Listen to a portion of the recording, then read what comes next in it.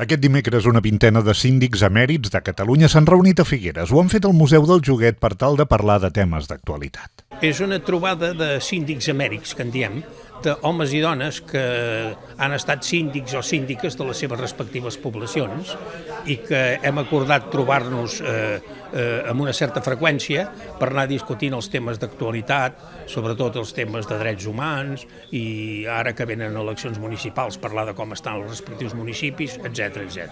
Aquests síndics han explicat que preparen unes propostes estatutàries.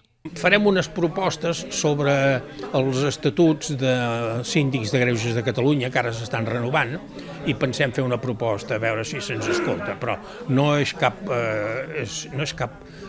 trobada, diguem-ne, de feina, és una trobada més que res de companyonia.